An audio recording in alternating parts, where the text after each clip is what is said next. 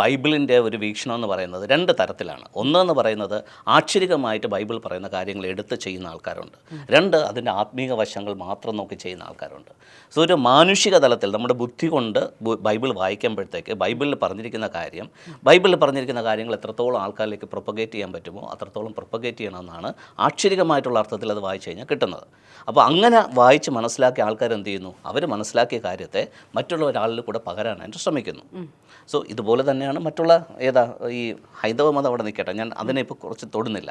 ഇപ്പോൾ ഇസ്ലാം മതമാണെന്നുണ്ടെങ്കിലും ബുദ്ധമതമാണെന്നുണ്ടെങ്കിലും സിഖ് മതമാണെങ്കിലും അവരും ചെയ്യുന്നത് എന്താ? അവരുടെ വിശ്വാസത്തെ മറ്റുള്ളവരിലേക്ക് സ്പ്രെഡ് ചെയ്യുക, അതിനെ എക്സ്പാൻഡ് ചെയ്യുക. ഇതാണ് എല്ലാ മതവും ചെയ്തുകൊണ്ടിരിക്കുന്നത്. സോ അതെന്തുകൊണ്ട് അങ്ങനെ ചെയ്യുന്നതെന്ന് വെച്ച് കഴിഞ്ഞാൽ അവരിതിനെ ലിറ്ററൽ മീനിങ്ങിലെടുത്ത് മനസ്സിലാക്കിയത് കൊണ്ടാണ്. സോ ആദ്യകാലങ്ങളിൽ ഇന്ത്യയിൽ വന്ന് പ്രവർത്തിച്ച ആദ്യകാല മിഷണറിമാരുടെ ഇൻറ്റൻഷൻ ഇതായിരുന്നു. അവരറിഞ്ഞ സത്യത്തെ മാക്സിമം ആൾക്കാരിലേക്ക് പ്രൊപ്പഗേറ്റ് ചെയ്യണമെന്നുള്ളത്. അങ്ങനെയാണ് ഇതൊരു മതമായി വളർന്നത്.